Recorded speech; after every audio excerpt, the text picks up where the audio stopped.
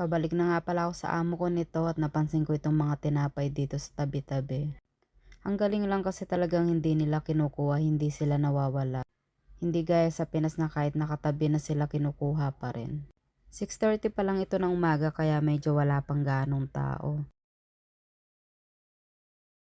Ito nga pala ako bumibili ng almusal kapag babalik ako sa amo.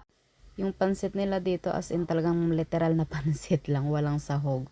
Pero kere na rin kahit papano, pampalaman ng loob. Ayan, dito sa damahan dahil nga maaga pa, wala pang gaanong tao pero maya maya sigurado magkakatao na dyan. Buhay abroad nga naman no, wala kang ibang gagawin kundi trabaho, bahay. Parang doon na lang umiikot yung buhay mo.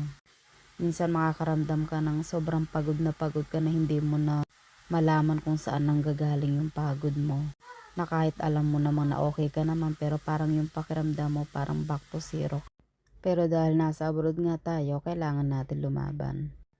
Parating na pala yung number 33, papunta ako ng Red Market.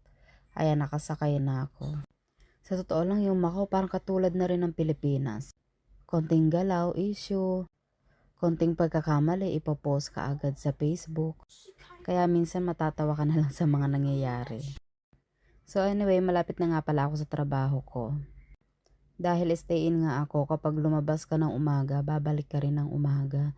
Pag naman lumabas ka ng gabi, gabi ka rin babalik. Pero minsan mas pinipili kong lumabas na lang sa umaga para kahit papano may magawa ka pa. So ayan, nakababa na nga pala ako.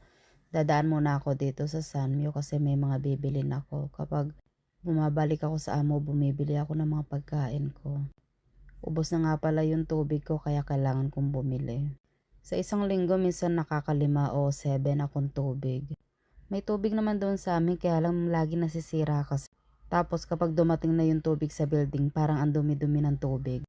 Kaya bumibili na lang ako ng sarili kong tubig. Dalawa lang palang bibiliin ko ngayon kasi meron pa ako doon sa bahay. Tapos bibili rin pala ako ng mga biskwit ko para pag almusal, merienda, ganon.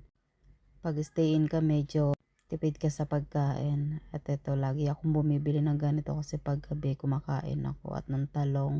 Kakainin ko na to siguro mga 3 araw. Tapos parang gusto ko rin bumili ng corn beef. Kapag kasi hindi ako bumili ng pagkain ko, sa isang linggo, noodles at tinapay lang ang kakainin ko. Ito na nga, nakarating na ako sa bahay at maghihilamos na ako. At nakabihis na rin ako ng pambahay. Tulog pa mga amo ko dyan na talaga ako. Kaya may chance pa akong mag self-care. O diba, dapat